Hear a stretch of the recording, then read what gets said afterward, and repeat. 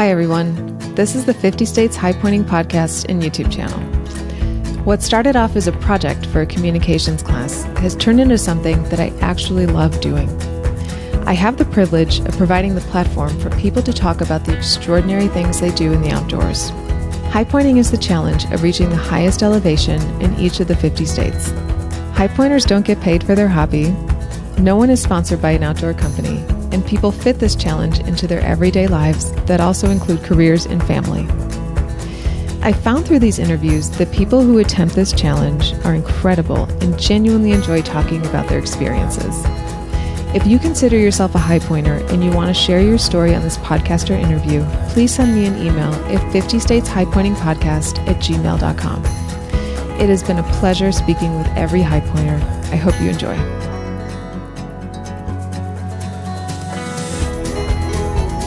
Hi, everyone. Welcome to the 50 States Highpointing podcast. I'm your host, Lauren, and the highpointer we're speaking with today is Ryan from Illinois. Ryan, welcome to the show. Thanks a lot. Thanks so much for having me.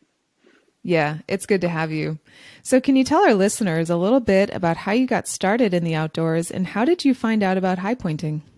Sure. I think for me, it all comes down to travel. Ever since I was a kid, I've always been interested in travel. I've always been like a geography nerd. Like I was that kid who could tell you the capital of Romania when I was 6. I had an atlas that I would just flip through like it was a book. And so always been interested in geography and in the 50 states in general. So I've always had an interest in trying to get to all 50 states. As a kid, when we would travel, my dad would always point out the state capitol buildings as we would travel through certain cities. And sometimes we would stop and go inside if we had time. And that was something he did with his family growing up. He would travel with his family to his father's family's houses. And they would travel through Columbus and Indianapolis on the, before there were interstates and driving right past state capitol buildings. So that was an interest I picked up from my dad and from his father. And so, ever since I can remember, there have been 50 states things I wanted to sort of check off. And so I've always been a checklist person. And so it branched from there as I, grew up and then eventually got to be in control of my own trips and things like that. And at some point, and to be 100% honest with you, I don't actually remember the exact way I learned about highpointing per se. But, I was aware that, Mount Rogers was the highest point in my home state of Virginia. And I can tell you that the first high point I ever went to was Mount Washington in New Hampshire when I was, I want to say about 13. My family would vacation in upstate New York, and we went to the Cog Railway in New Hampshire when I was a young teenager. And so that was the first one I'd ever been on. And of course, back then I had no idea what highpointing was. But as I got older and started looking for more 50 states kinds of things to check off, it just sort of came naturally. And then I guess in just doing some research about what the different high points were, I discovered the Highpointers Club and realized that there were, when you have a niche hobby like that, you kind of think you're the only person that's interested in that kind of thing. And then you through the magic of the internet, you discover, whoa, there's more people out there like me. So that's kind of the shortest version of it I can give you, I guess. So do you like to highpoint with family or friends? Mainly do this with my family. My wife and I have 2 elementary school age boys. And so we started highpointing together before they were born. So right around 2010 or so, I would say we did our first one together, which was my first since Mount Washington. And then once our oldest was born, he's been to a few that his younger brother has not, most of which he doesn't remember because he was like a baby in the carrier kind of thing, but we've got the pictures to prove it. And so, we've done them as a family. So we have not done a lot of the more strenuous kinds of high points. So for my family, it's a true sort of family with young kids attempt at this point. So So what was their first high points? So my oldest, his first, so we live in Illinois. So his first was Timms Hill up in Wisconsin. So when my wife and I love to take road trips. We both work in the academic world and have the summers off. So Oh, we nice. love to take long road trips, and my family's back in Virginia. Hers is in Colorado. So we're kind of right in the middle. And so that allows us to travel around in the summertime, and we like to hit up Wow. all kinds of things that I'm trying to check off lists of and that she mercifully enjoys along with me. So we were heading up to Wisconsin when he was young because we were sort of testing out what it would be like to take a trip with a around 1 year old. So we went up to the UP because we had never been up there. So we did Tim's Oh, Hill and cool. then we did Mount Arvin, and Yeah. then came on back. So turns out he was pretty good in the car. So we kept on doing more trips. And so then my youngest, that's a good question. It was High Point, New Jersey. It was High Point, New Jersey. Those were on the All same right. trip, but we hit New Jersey first. So always in the car. My kids have never been on a plane before. So and I Wow. ever since I was a kid, I've loved driving and road trips. My parents told me Yeah. on an early road trip when I was a kid, they did the thing that parents do back then, where you leave late at night and drive through the night to hope your kids sleep the whole time. That's what my older sister did, and apparently at 2 in the morning, I was wide awake looking out the window. So I've been Wow. a road tripper since before I can remember. Oh, that's cool. So And we tell people about our road trips, and most people are like, "Why would you do that to yourselves?" But we love it. So and my kids like it too. So that's perfect. So you said that your first high point as a child was in New Hampshire. right. What was your first high point as a family? So as a family, all four of us was High Point, New Jersey. So Okay. as a family of three, it was Tim's Hill, and for my wife and me, it was Charles Mound here in Illinois. So Oh, perfect. All right. So what were some of your favorite high pointing moments throughout your sure. road trips? Sure. I actually asked my kids their thoughts on this. They're asleep now. But so my oldest said that his favorite was High Point, actually, in New Jersey. It's kind Okay. of a funny story. So his little brother was, I guess he was right around one at the time. So when you're road tripping with kids that young, everything has to fit in with the almighty nap. So he was asleep when we pulled into the parking lot. Unlike many of your previous guests, we are not looking to do an actual hike at all the high points at this point in our lives. So we are more than happy to do the drive up right now. And Yeah. so little brother was asleep in the van. And so mom stayed in the car with him while big brother and I hiked up walked up the tower. And I think Hmm. he was 3 at the time. So he was so proud of himself that he walked all the way to the top of that tower with no help. Wow. Didn't ask me to carry him or anything like that. And then by the time Yeah. we got down, the nap had ended, and all four of us were able to enjoy it together. So I think that's his Wow. favorite because he got to do that, with just his dad and accomplish that by himself. So even though we didn't hike up, he hiked up Hmm. the tower. So, Wow. um, and then my youngest, he said Maryland was his favorite, which is great Okay. because I don't know if you've been to that one or not, but I haven't. it actually it's a bit of a hike, especially for their age.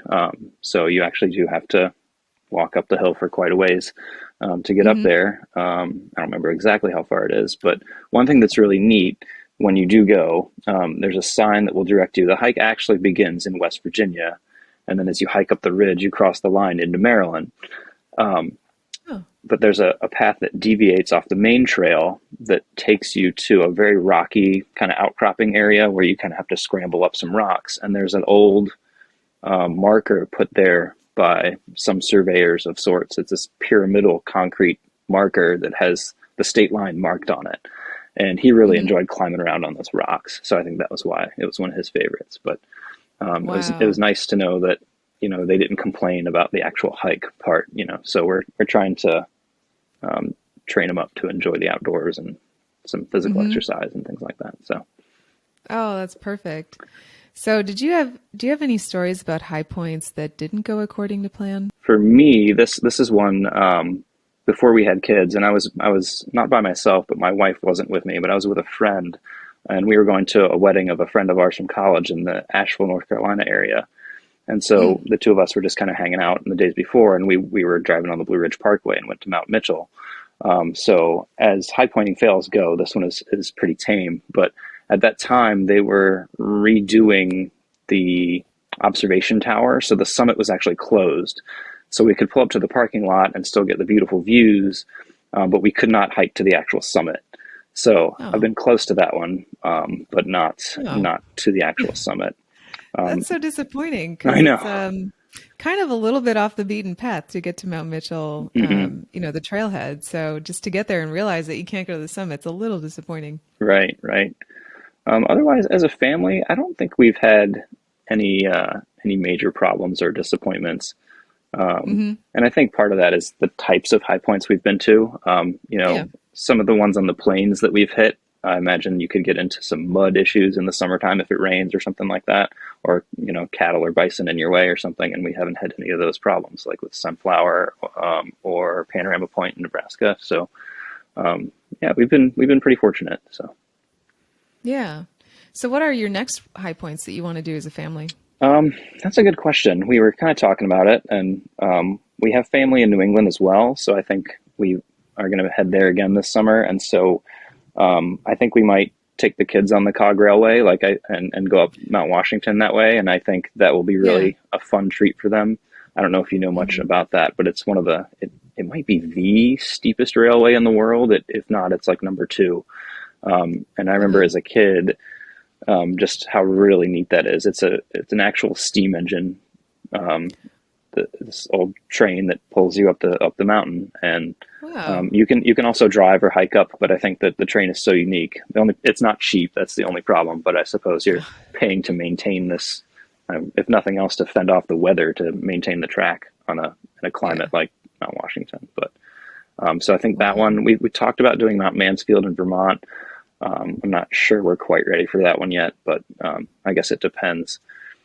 And then there's probably some that my wife and I have been to that the kids haven't, or that maybe just one of them, like say Ohio or Indiana, like on our way back east, that we might have to redo with them. But I think those are next up on the list.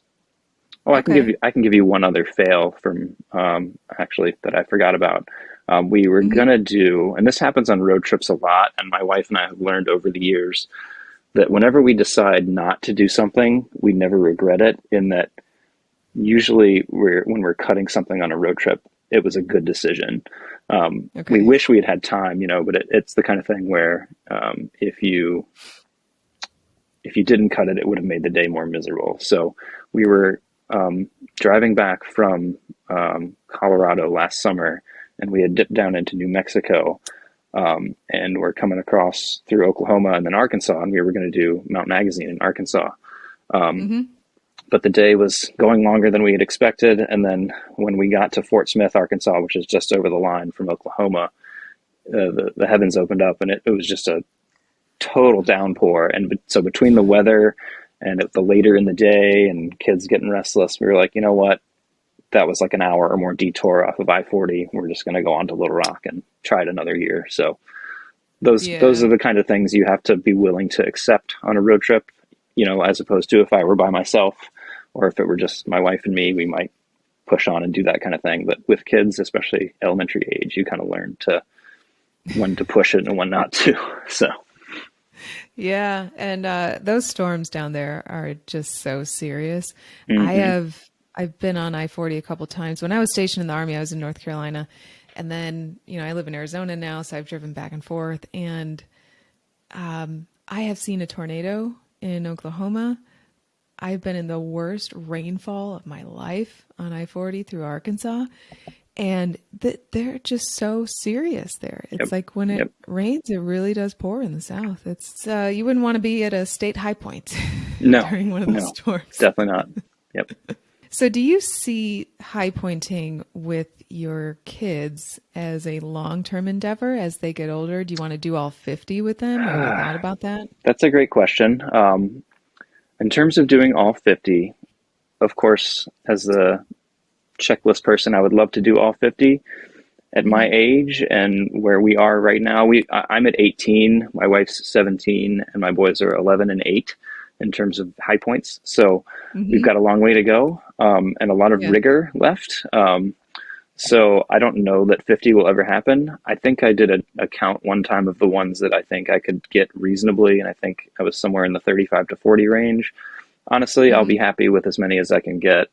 And in some cases, part of what I love when I travel is taking pictures. And so, we'll take pictures of us on the high points, or of any of the other checklist kind of items that I love to visit. And so Yeah. in the case of like when we were in New Mexico this summer, we were close enough to Wheeler where you could actually see the summit. I did a little research on how to spot it from the highway. And so we pulled over and took some pictures and things like that. So maybe that will be close enough for us in the long run. I don't know.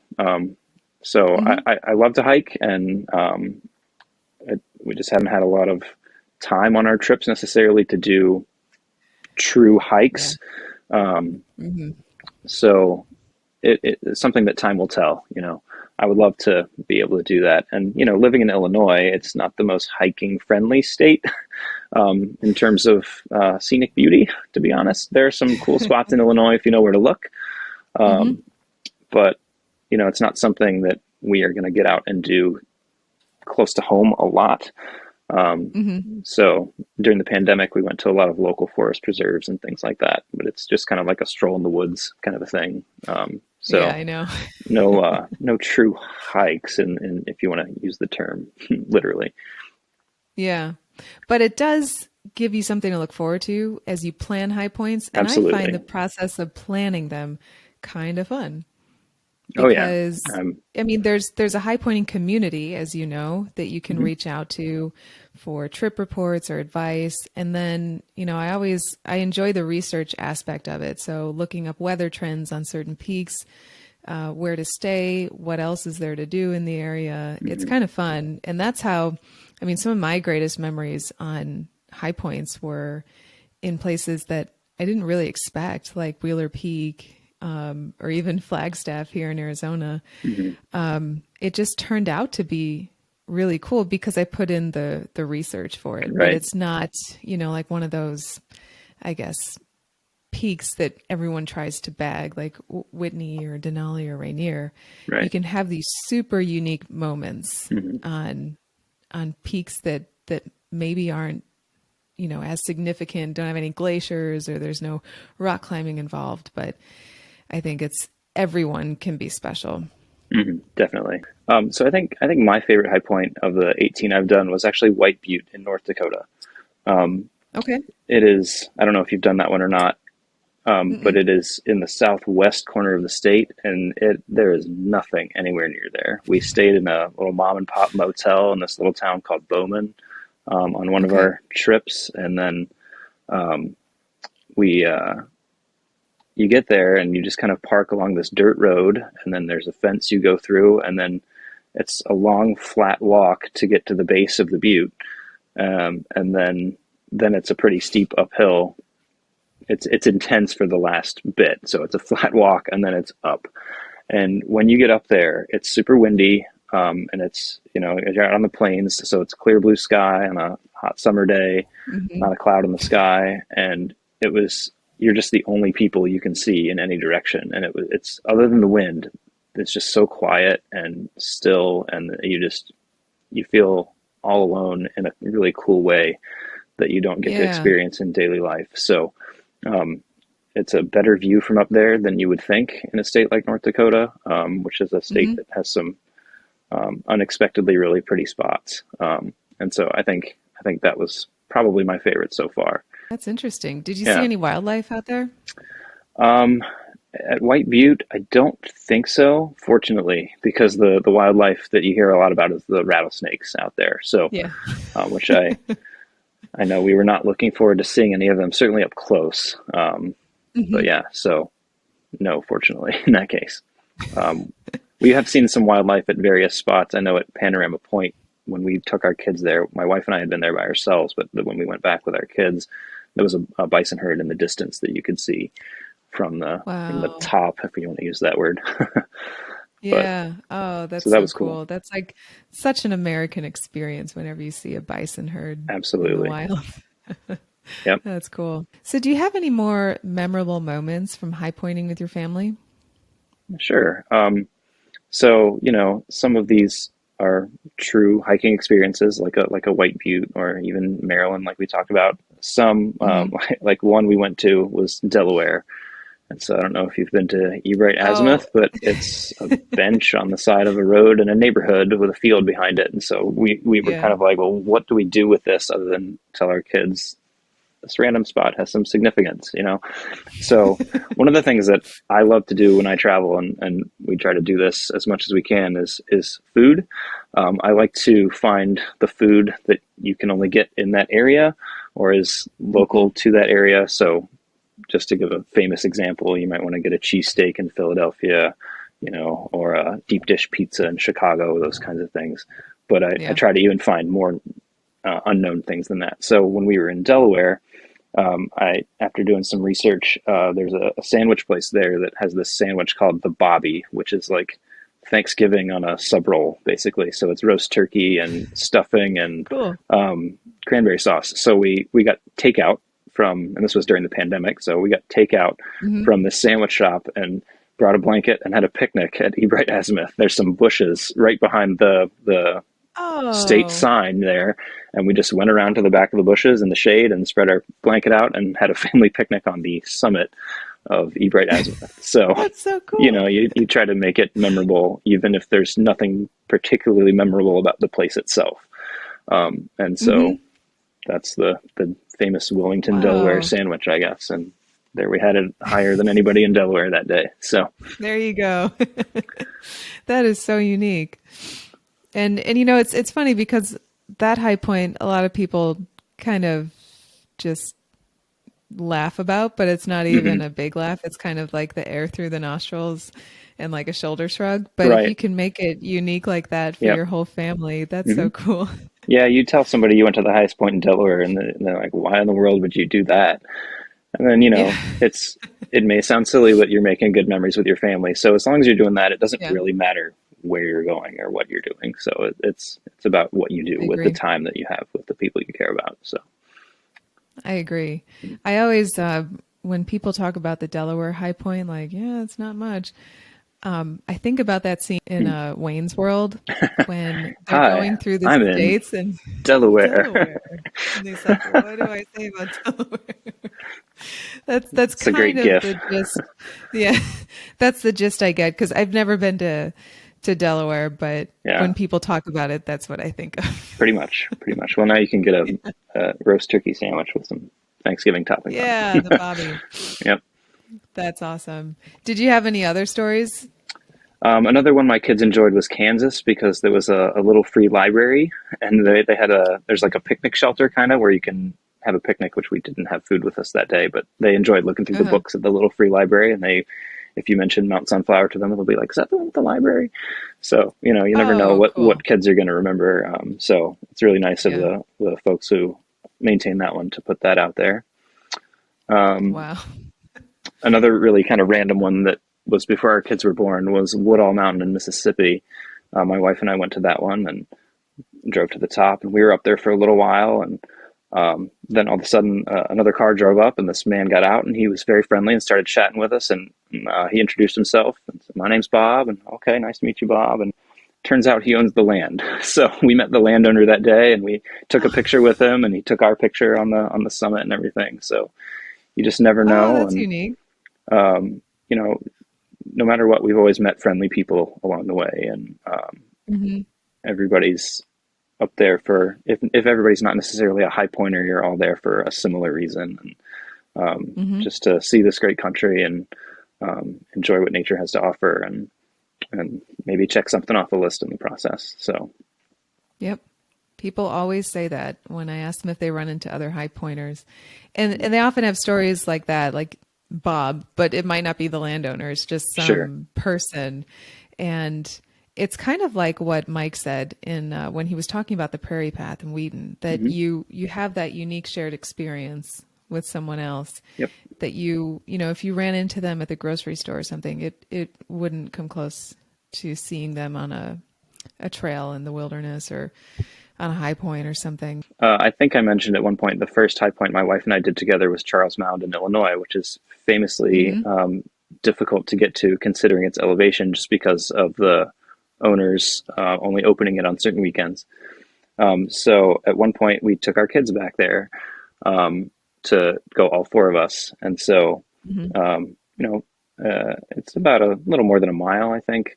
But, when you're two, that's a long way. And so our youngest was not having it that day. So that was a little bit of a struggle. And we ended up carrying him a little more than we'd wanted to, which made it a little more of an exertion experience for dad and for mom at times, depending on who was bearing the load, literally.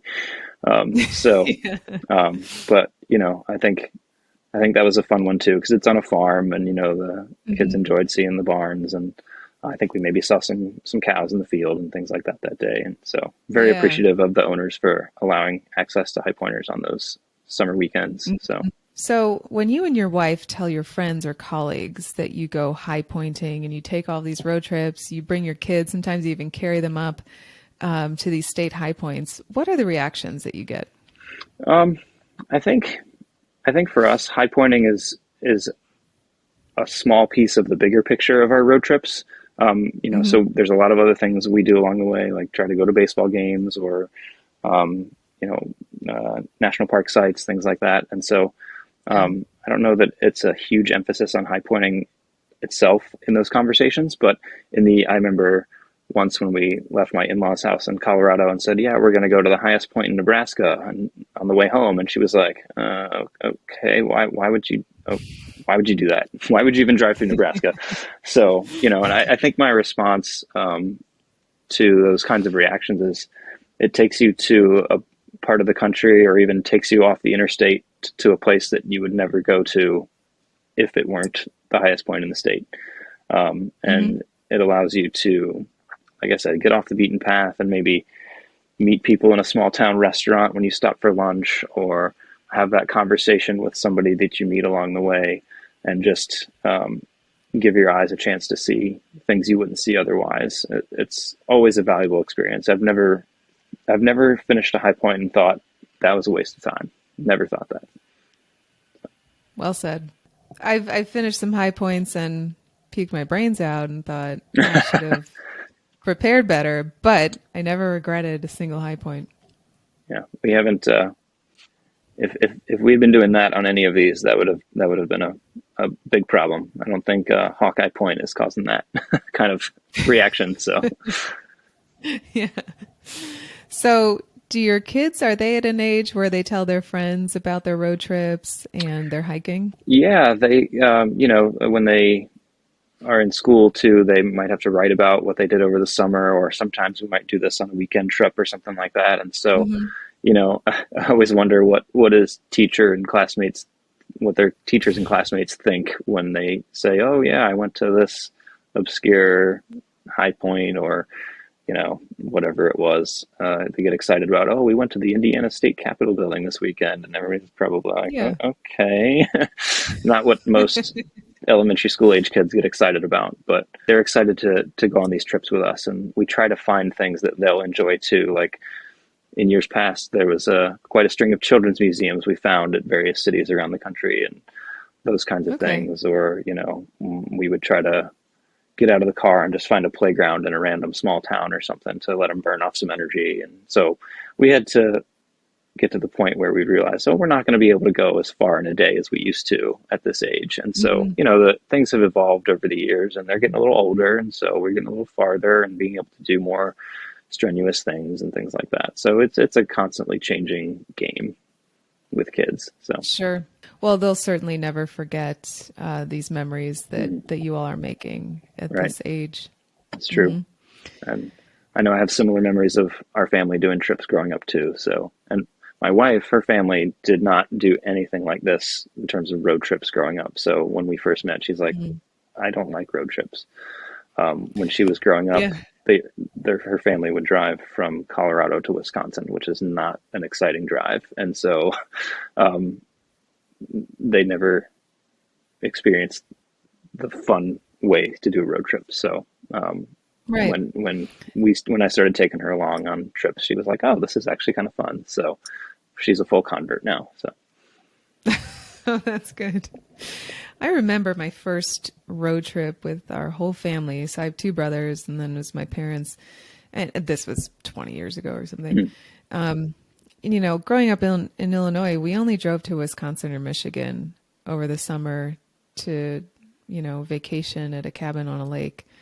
And I never really went anywhere else until we decided to take a trip to Sedona, Arizona, Oh, wow. and we were going to drive there. That's different. And I was 15 maybe, or maybe a little younger, but I just will never forget that because I had never seen mountains before that. And I was 15 years old. I had never seen red rocks. I had never seen canyons. We also went to the Grand Canyon.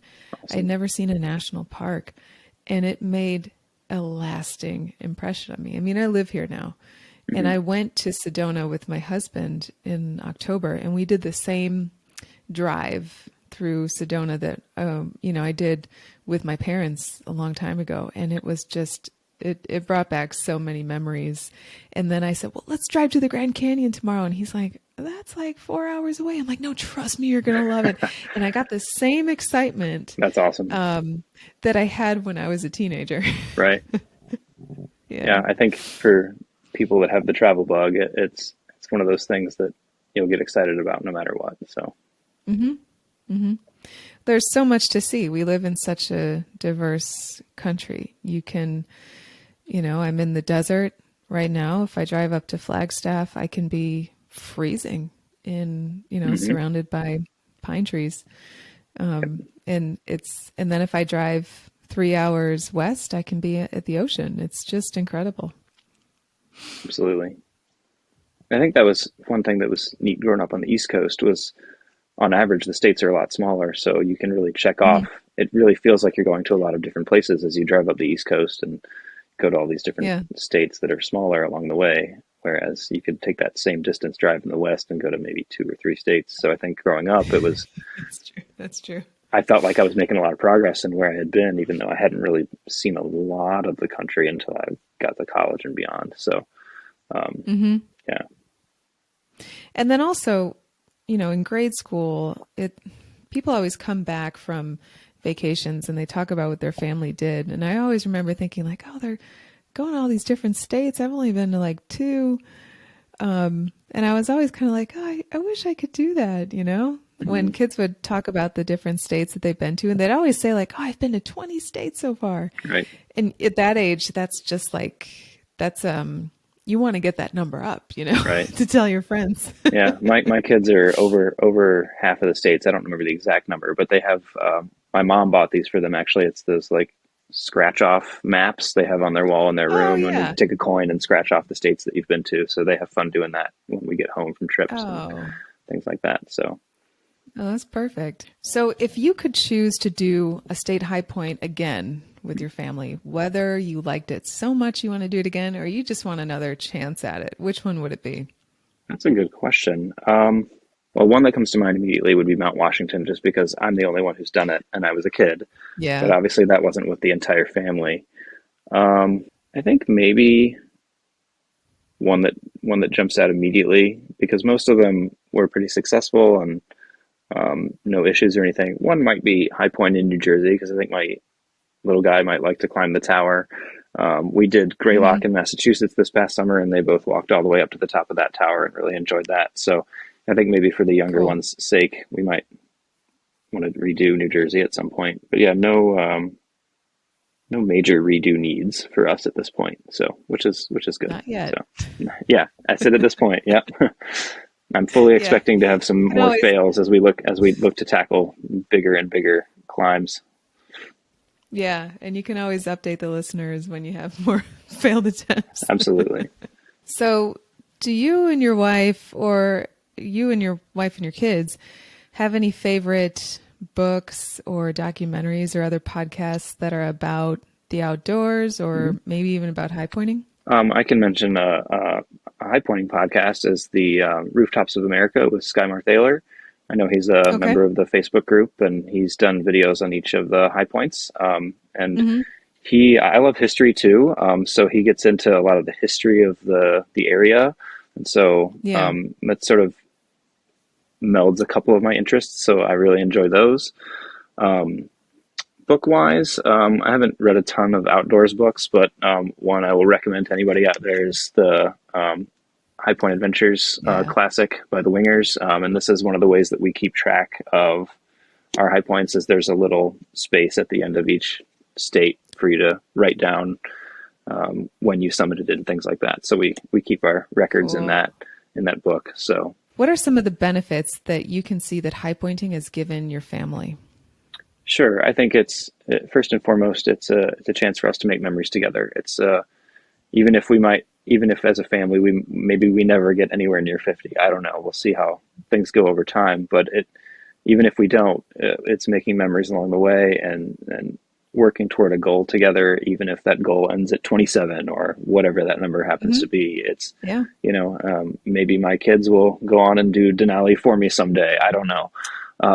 But it's a chance to get outside and create a love of the outdoors and encourage a love of this country and of getting out there and seeing everything this country has to offer. And in terms of other benefits, I think I mentioned earlier, just seeing parts of the country you'd never see, meeting people.